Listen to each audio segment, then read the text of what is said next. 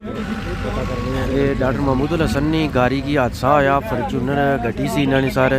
तो ये कोई गेव सन लाहौर नवाज शरीफ के जलसे पर वापसी इत्थे खालकाबाद ने मुकाम पर तो इस वक्त सबक उम्मीदवार असम्बली अजीम बख्श मौजूद हैं SHO मेहदी साहब मौजूद हैं मीरपुर इंतजामिया मौजूद है तो कोई तकरीबन 4-5 बंदे सन गड्डी विच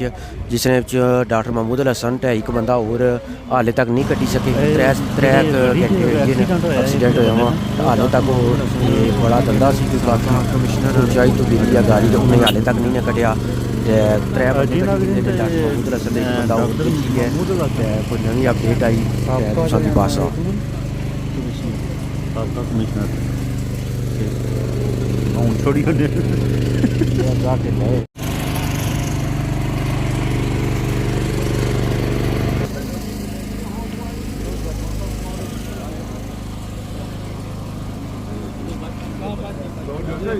जी आ जाएंगे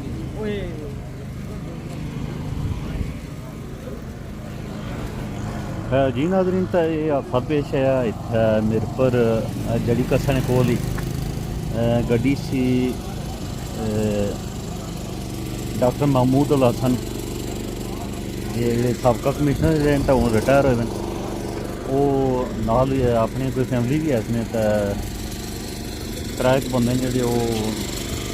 ठीक कड्ढी दिंदे ने तो इक डॉक्टर साहब आ गया मसला लगी वो भी हूँ चला इंतजामिया सारी आई कोशिश लगी हुई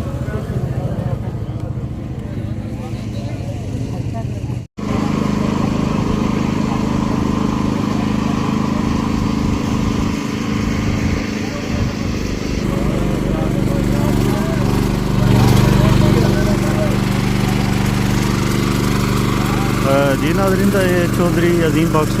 अपने लाहौर जलसे तो वापस आए रहे सन तो इन्हों दी गड्डियां भी इत्थे ही सन